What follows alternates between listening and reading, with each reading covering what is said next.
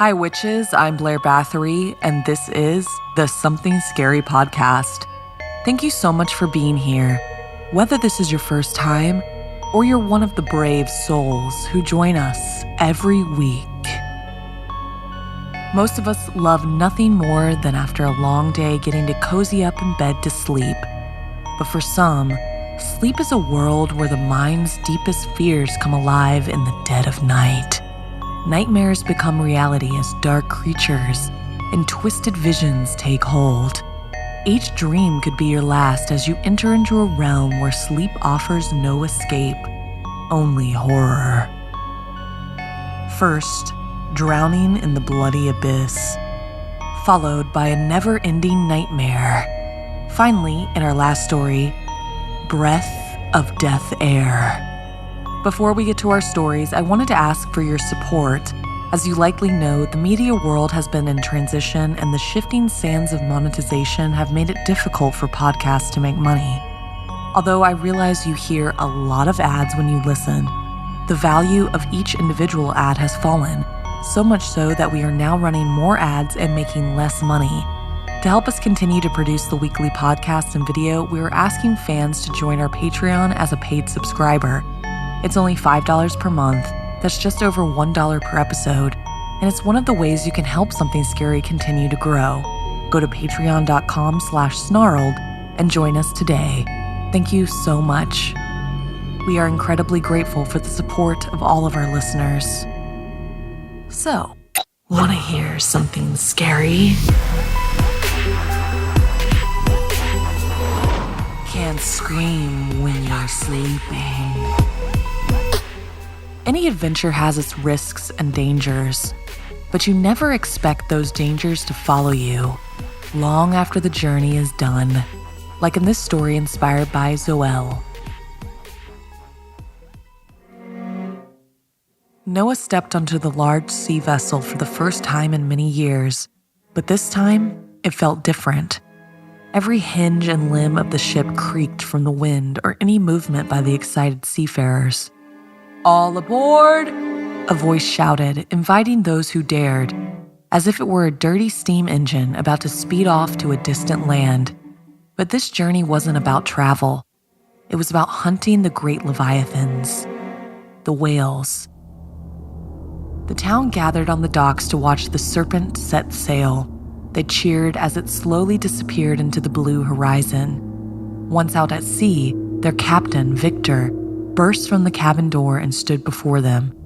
"Welcome!" His attempt at friendliness was married by his snarky, mischievous grin. "We are far from the whale territory now, but we will find them.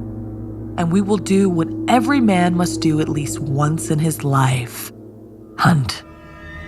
Victor descended the stairs slowly as the crew watched in silence. "Man has always hunted on land, where our feet and guns are most suitable." He paused. "But we cannot be satisfied while the biggest of all monsters roam the vast, open sea, a world we hardly know." Moving through the crowd, he added, "I have pursued these leviathans for almost 20 years. I will show you all." Victor raised his musket and fired into the air, showing a scarred arm, and the crew cheered, even Noah. The sea was more beautiful than Noah remembered, its blue stretching endlessly, the wind and mist whipping his face. The waves rocked the ship like a cradle, and for the first few days, everything felt peaceful. On the fourth day, the crew killed their first whale.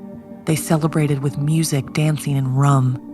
By nightfall, everyone lay passed out on the deck, except for Noah, who sat in the crow's nest, staring at the dark sea and starry sky. It was there, high above the water, that he felt most at peace. That peace shattered when Captain Victor scrambled from his cabin, drenched in sweat, shouting, "Demon! Demon!" Startled, Noah and the most sober members of the crew tore the ship apart, searching for the creature the captain described, a dark, humanoid figure with a terrifying face. No one found anything out of place. Some laughed it off. but Noah kept silent, keeping his opinions to himself. As the days went on, Captain Victor's behavior became increasingly erratic. Each night, he claimed to see the creature, and with each false alarm, he grew more obsessed, slaughtering more whales with a kind of manic rage. The ship, unable to hold any more carcasses, left a bloody trail in the water. The final straw came after a violent storm, far from Norway. The crew awoke of the sound of Isaac, the first mate, screaming. They found Captain Victor, crazed and covered in blood, repeatedly thrusting his knife into what remained of Isaac. When he finally stopped, the captain said nothing, standing over the mutilated body. The crew, too horrified to intervene, kept their distance from Victor until they reached France, where they departed the ship without a word. Noah, too mentally unstable to travel by himself, wrote a letter to his wife asking her to come get him. She came as quickly as she could. When they finally reunited, they embraced despite the coldness in his arms. They rented a small apartment to sort things out, but Noah grew more fearful by the day, haunted by the events at sea. One day, he dragged a live squirrel into the apartment and killed it in a fit of rage. Sylvie, though horrified, quietly cleaned up the mess, not wanting to trigger him further. As the days passed, Noah's violence escalated. He killed birds, chipmunks, even a cat. Sylvie could no longer bear it. "I promise I'll stop," he pleaded. "Please, just stay one more night," he pleaded again. Reluctantly, she agreed. That night, Noah woke in the dark, unable to move. A black shadow hovered in the corner of the room. His heart raced as the figure crept toward him, a dark, humanoid creature with burnt skin, a skeletal face, and a grotesque, never-ending smile. It planted its bony feet on his chest and wrapped its hands around his neck, choking him. Noah screamed in his head, but his body remained paralyzed. Then, as suddenly as it began, it was over. He gasped for breath as the creature disappeared into the darkness. "Demon! Demon!" he cried out, echoing Captain Victor's madness. Sylvie confronted him, but when she asked what had happened, he had no answer. Every night the creature tormented him, each visit more terrifying than the last. It was as if each night was punishment for each animal he had killed. Sleep eluded him, his sanity deteriorated. Sylvie, desperate for answers herself, found information in a book on Norse mythology. There, she brought something to her husband. He went white as a ghost when he saw the picture in the book, a picture of the mare, a creature that haunted people in their sleep, the source of nightmares. He now understood what Captain Victor had gone through. He wasn't traumatized anymore. He was fixated on ending the nightmare. That night, he lay in bed waiting. When the mare appeared, it didn't crawl toward him like before. This time, it rose from the foot of the bed, looming over him, and whispered hoarsely, "Get out!" Noah felt a finger twitch, then his arm. He could move. He swung his hand toward the creature, but the mare leaped off the bed with unnatural agility. Noah grabbed the lamp beside him and swung it, smashing it against the wall. Shards of glass flew through the air like magic. The mare's smile never wavered as it lunged at him, snapping his arm with a single vicious grip. Noah screamed in pain but managed to grab a blade hidden under his pillow. He plunged it into the mare's chest. The creature screamed in agony, its voice inhuman. Noah stabbed it again and again and again, dragging the creature to the floor, blood pooling around him as he kept stabbing. Finally, the screaming stopped. Noah's vision cleared, and he found himself cradling the lifeless body of Sylvie, her blood staining his hands. "What?" His voice faltered as his eyes looked into Sylvie's frozen in shock. Then he smiled to himself, chuckling quietly as tears fell down his cheeks. "I think I killed you," he whispered, both to the mare and to his wife. you ever accidentally hurt the ones you loved the most? Were you able to overcome what you had done? Or was it just as finite as Noah's fate?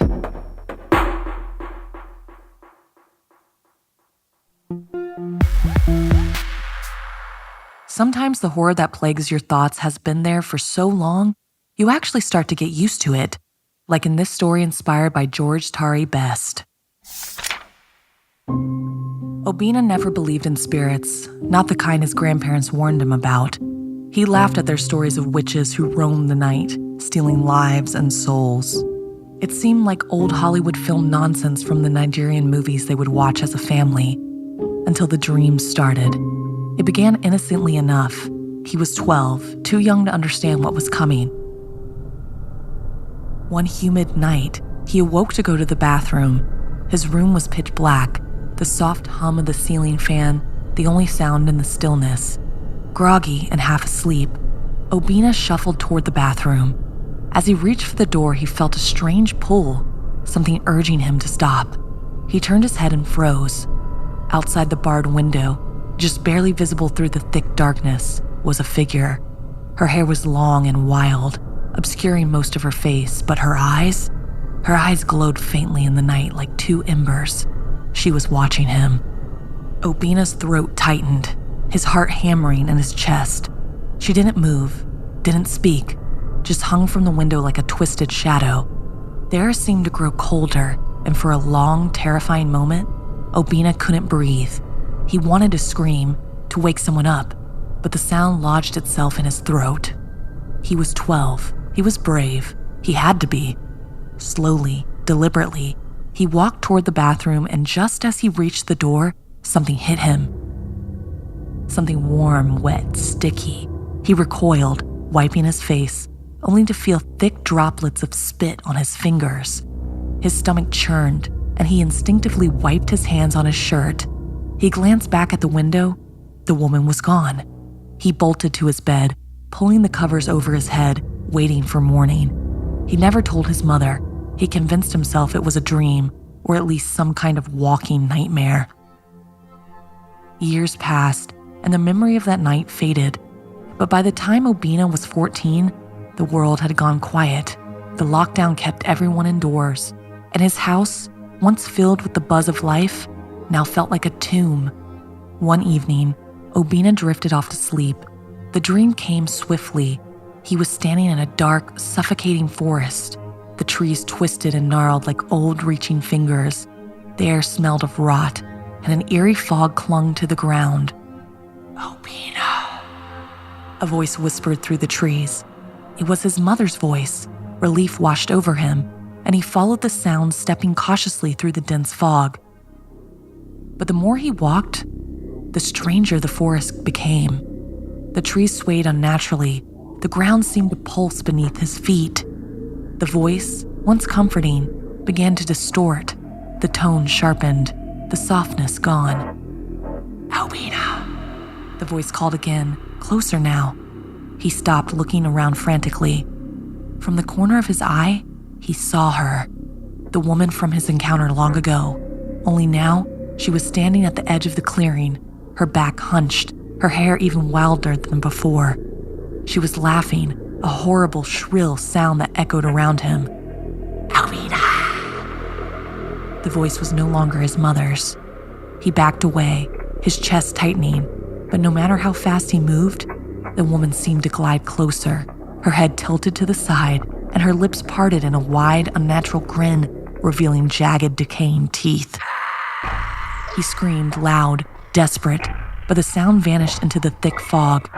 She was almost on him now, her hand outstretched, her nails long and curly, dripping with something dark and foul. "Obena," she hissed. "Come closer."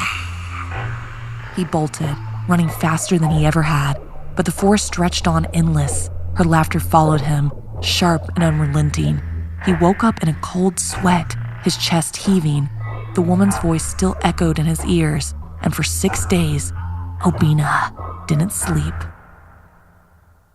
The woman disappeared for a while after that, and Obena let himself believe that maybe, just maybe, she was gone for good.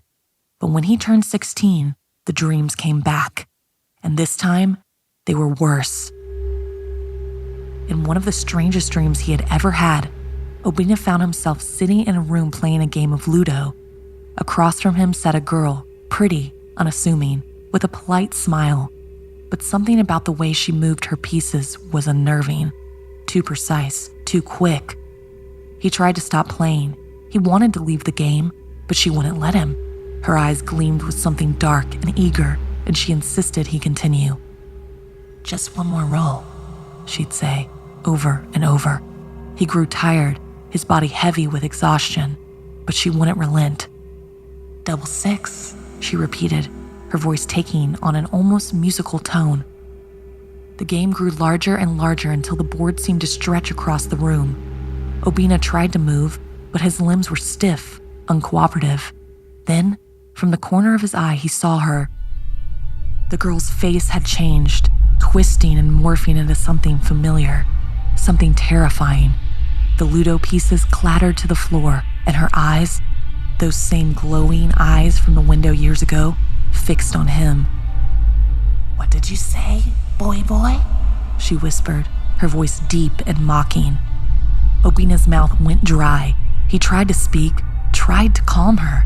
He woke up with a start, his body locked in place. Sleep paralysis. He could hear her still, feel her presence in the room. It took him 15 long minutes to move again. Obena is now 17. He thought he'd shaken her off, that she had finally left him alone. But that morning, everything changed. It was early 7 a.m. He woke to get ready for his day, everything normal. His phone buzzed with a call from his mother. Groggy, he answered. "Were you sleeping in your room last night?" she asked, her voice tense on edge. "Yeah, of course. Why?" he replied, confused. His mother hesitated, her breath shaky over the line. "I called you last night. You picked up. But the voice on the other end, it wasn't you." Obena's blood ran cold. He hadn't heard the phone ring. He hadn't answered, but someone had. "Mom, what did you say?" he whispered, dread crawling up his spine. A long pause, then her voice, barely a whisper. "It just laughed." As he hung up, a creeping sense of dread settled over him. He wasn't sure who or what had answered his mother's call, but deep down, he knew she was still with him, still watching, waiting. He could feel her eyes on him. That night, the woman returned. Obena woke up to the sound of his window creaking open.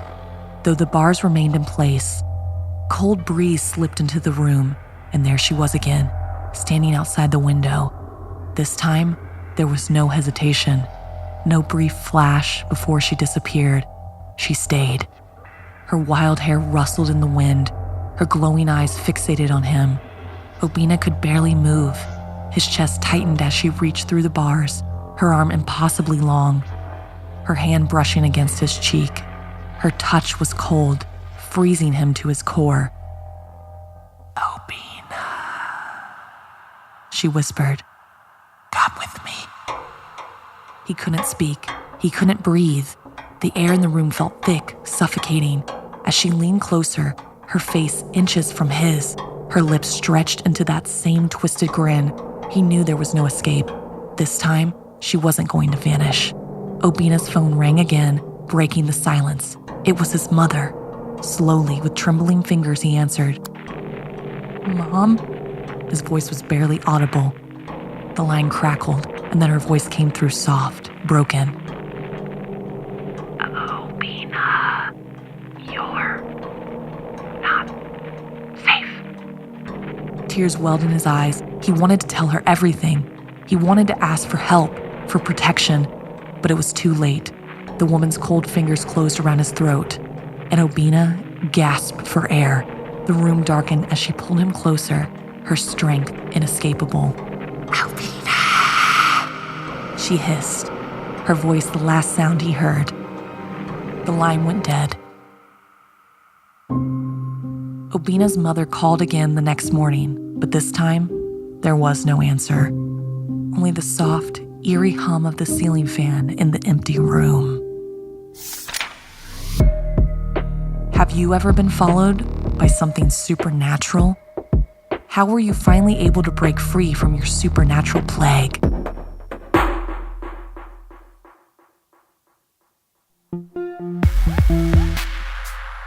It feels good to be able to start fresh, but the truth is your slate is never truly clean. We all carry some baggage that will haunt us, like in this story inspired by Sage. New school, new me. That's what I kept telling myself. That summer, I had gotten my braces off, and I was no longer going to be bullied and called Bucky Beaver. I could find a real friend group, hopefully the popular girls, if it was the last thing I did. I was in bio class and got partnered with Lucia. This was not going to help my social standing. She was a strange girl, always kept to herself, wearing dark clothes that accentuated her pale skin. She almost looked like Death herself, and that's what the mean girls called her, Death. I shouldn't have done it, but when I got partnered with her, I rolled my eyes and called her Death. It got a laugh from the class, which felt good, until I looked over at Lucia. She was giving me the death stare. It didn't feel worth it anymore, but it was too late. Hey, at least I wasn't the one being made fun of anymore. Lucia and I spent the next 45 minutes working on our bio project in silence, barely acknowledging each other. I dreaded knowing I had to work with her for the next couple of days, especially after the way she had looked at me. But soon that class was over, and I was off to lunch, and actually had a really great rest of the day. That night, when trying to sleep, I felt unsettled. It was harder than usual to fall asleep, which was odd for me since I usually drifted off quickly. I couldn't shake the feeling that I was being watched, but obviously, I was just overthinking from the long day and eventually brushed it off. I finally fell asleep, but it didn't last long. When I woke up, I found myself unable to move. Panic surged through me as I scanned my dark room. Only the hallway light spilled faintly under the door crack into my surroundings. That uneasy feeling from earlier hit me even harder, like a stone sinking in my stomach. My body felt heavy, like cement. I remember closing my eyes, but somehow still being able to see the room around me. My heart was pounding, and I hadn't even noticed her yet. There was the silhouette of a girl standing in the corner of my room. She stood silently in the darkest part of the bedroom, her head tilted down, long dark hair covering her face and draping all the way down to her feet. She wore a long gown, and her skin was snow pale, her feet bare. The girl looked like the Grudge. I stared, too afraid to look away, convinced she might move if I did. Telling myself it was just my imagination, I forced my eyes shut, desperately trying to wake myself up. Then I heard her move, quick thuds across the floor. When I looked again, she was closer. My chest tightened with fear. I squeezed my eyes shut again, praying to fall asleep and wake up with the morning sun, hoping she would disappear. But I heard her crawl toward me once more, the heavy thumping of her limbs on the floor. Then I felt it, a warm breath against my right arm. She was beside me now. "Don't open your eyes. Don't open your eyes. Don't open your eyes." I repeated the words in my head, knowing I wouldn't like what I saw if I did. Suddenly, I felt a warm hand grip my arm, her breath on my face, and then she started whispering in my ear. The sounds were garbled and human, as if they weren't words at all, just noises. She stopped whispering and crawled on top of me. I felt her stare burning through me, taunting me, daring me to open my eyes. I didn't. I wouldn't. Her breath got closer and closer to my face, blowing hot and sickly across my skin. I kept trying to fall asleep, my only hope of escaping her. Then something changed. I was no longer in my body. I was hovering above the bed, looking down at myself, with the girl sitting on top of me. My eyes were shut tight, but she was there, still taunting me. That vision lasted unbearably long, and the last thing I remember was her turning to face me, her head jerking upward, 2 gaping holes where her eyes should have been. I woke up the next morning drenched in sweat. The sun was shining through my window, and the girl was gone. I ran downstairs and told my parents what had happened over breakfast. They just laughed it off, saying it was a nightmare, but I couldn't shake the fear, and I was exhausted as I got ready for school. In bio class, I sat next to Lucia again, working on our project. She gave me the creeps, but I couldn't put my finger on why. As I leaned over the telescope, I suddenly felt that same breath on the back of my neck. Cold panic washed over me, and flashbacks of the night before rushed to the surface. I stared blankly into the telescope, heart racing. Then I snapped out of it and jerked my head back up to see Lucia looming over me. "I was just trying to look," she said with a slight smirk on her face. She had been breathing down my neck. It was the exact same feeling I had felt in my room the night before.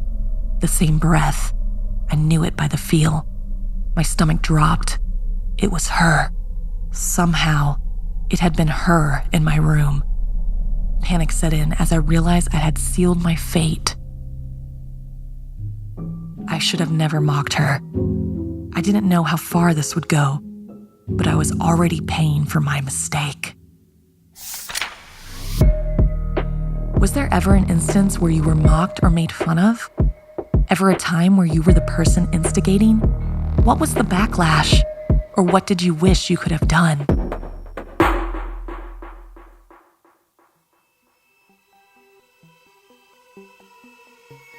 This week's podcast stories were edited by Sarah Lukasiewicz, narration by Blair Bathory, audio edited and mixed by Fitz Harris, additional audio editing by Calvin Linderman, produced by Anna Villalobos, executive produced by Gail Gilman, music by Sapphire Sindalo and Calvin Linderman.